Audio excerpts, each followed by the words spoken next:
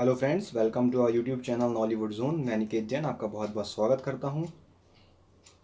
तो चलिए हम कंटिन्यू करते हैं। आज के इस वीडियो में हम देखेंगे बहुत ही इम्पोर्टेंट टॉपिक है जिसे हम कहते हैं गवर्नमेंट ऑफ इंडिया एक्ट 1919। ये बहुत ही इम्पोर्टेंट टॉपिक है, वेरी वेरी इंपॉर्टेंट। इसमें हम प्रीवियस ईयर एग्जाम्स में बहुत इंपॉर्टेंट बहुत सारे क्वेश्चंस भी देख चुके हैं, डायरेक्ट क्वेश्चंस आते हैं।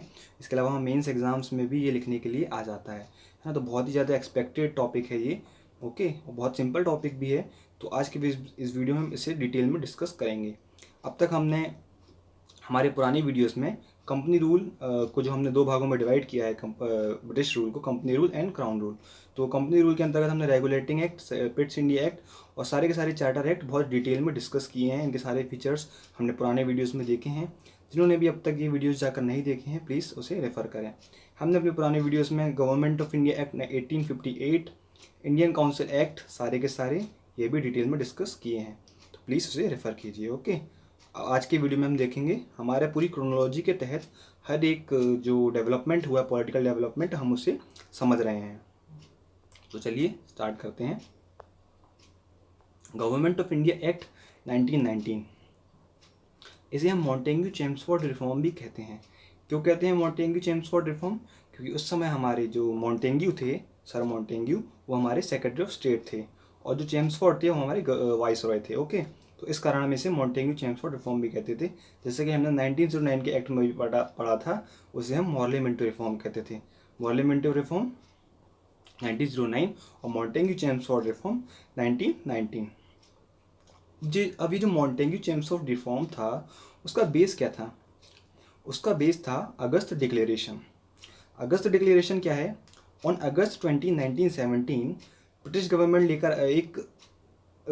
गवर्नमेंट अपना ऑब्जेक्टिव डिक्लेयर करती है to establish a responsible government in India.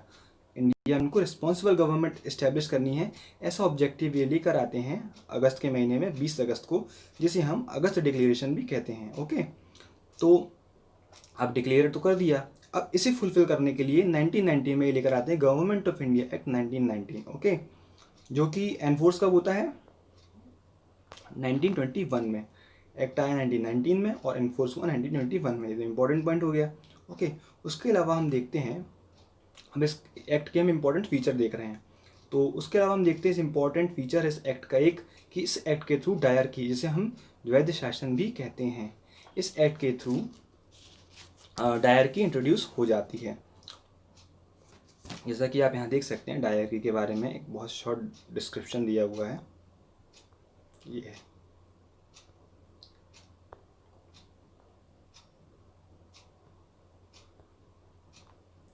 Okay, अब ये क्या था? Relax control over provinces by separating central and provincial subjects and transferred as reserve list and transfer list as known as dyarchy. तो एक छोटा सा इंट्रोडक्शन है dyarchy के बारे में। अब इस डायरकी को मैं आपको डिटेल में समझाता हूँ। एक्चुअली क्या था, देखिए, सबसे पहले तो इन्होंने क्या किया कि जो सब्जेक्ट्स थे उसे सेंट्रल एंड प्रोविंशियल दोनों में डिवाइड कर दिया। सेंट्रल के सब्जेक्ट अलग होंगे और प्रोविंसेस के सब्जेक्ट अलग होंगे। और जो डायरकी है वो इंट्रोड्यूस कहाँ करी? प्रोविंसेस में, नॉट इन सेंट्रल। सेंट्रल में जो डायरकी आती है वो 1935 के एक्ट से आती है। हालांकि वो जो प्रोविज़न था वो एनफोर्स नहीं होता है, बट फिर भी सेंट्रल में डायरकी कौन से एक्ट के प्रोविज़न होता है? 1935 के एक्ट में प्रोविज़न होता है सेंट्रल में डायरकी लाने का। बट जो 1919 एक्ट है उसमें प्रोविंसेस में डायरकी लाई जाती है एक्चुअली।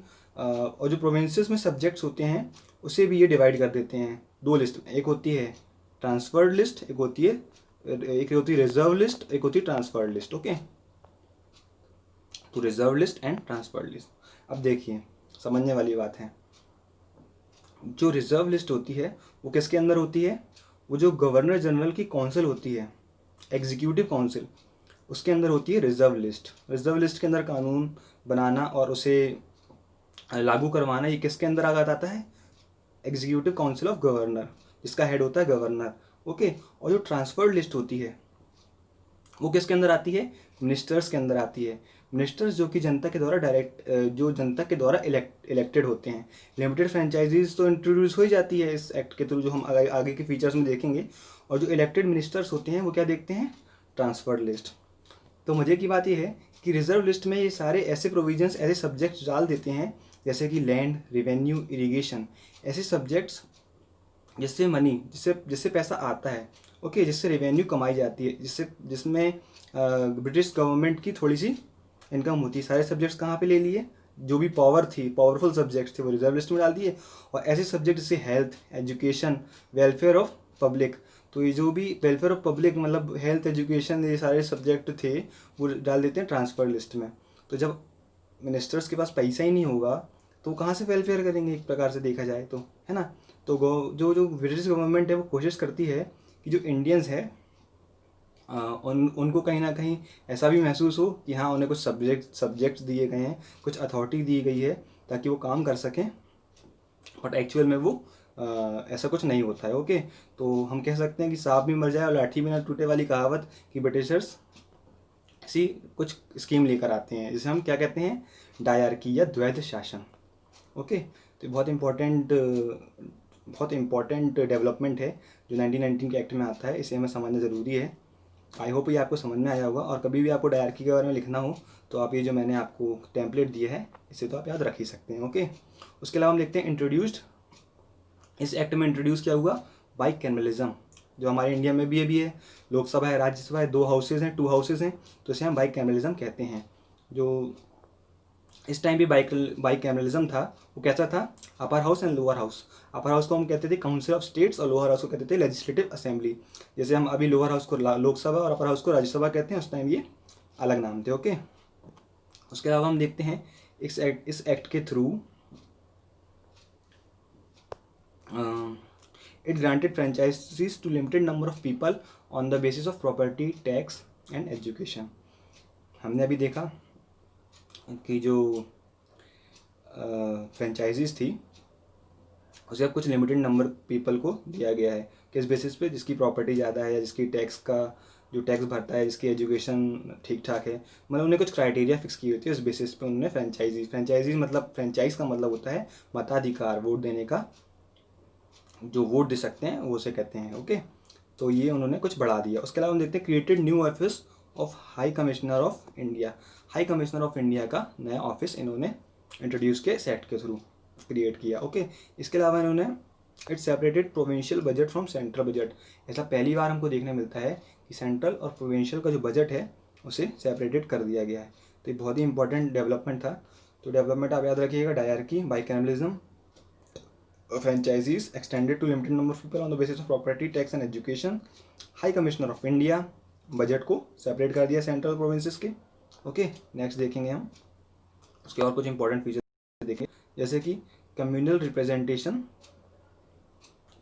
एक्सटेंडेड टू, जो कम्युनल रिप्रेजेंटेटिव था, जो सेपरेट इलेक्टोरेट था, उसे 6 इंडियन क्रिश्चियंस और Anglo Indians and Europeans, okay, इनको एक्सटेंड कर दिया गया।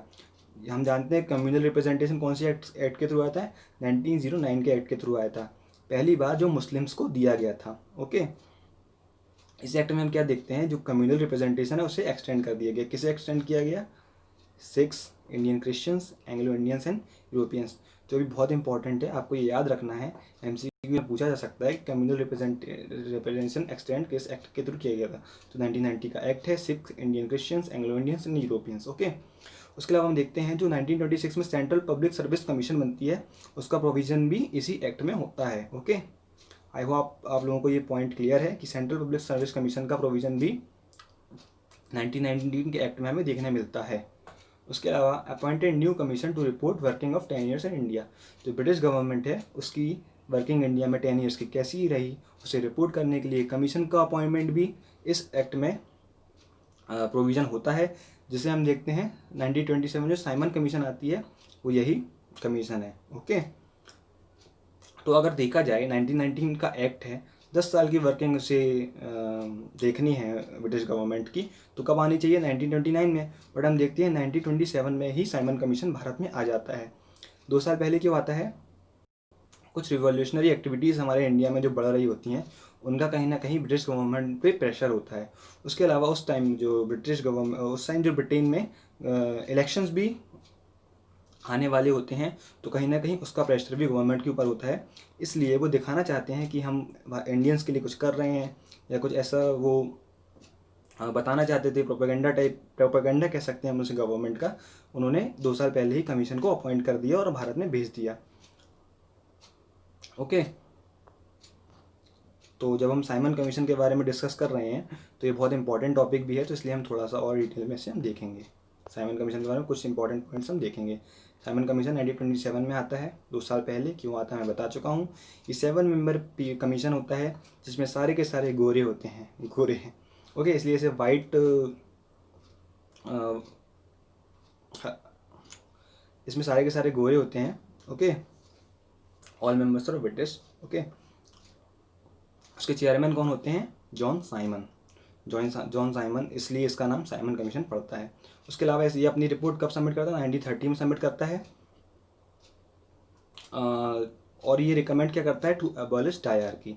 डायरकी एबॉलिश करने के लिए रिकमेंडेशन भी देता है। ओके, तो कोई अगर हमसे पूछे साइमन कमीशन का आउटकम क्या था, तो हम कह सकते हैं जो वाइट पेपर पब्लिश होता है on constitutional reform, white paper on constitutional reform, जो आगे चल के जो हमारा 1935 का एक्ट होता है उसका फाउंडेशन भी बनता है। ओके, तो ये किस पे बेसिस था? साइमन कमीशन की जो रिपोर्ट दी थी उस पर बेस्ड था। ओके, तो ये फैक्ट भी, ये पॉइंट भी हमको याद रखना चाहिए।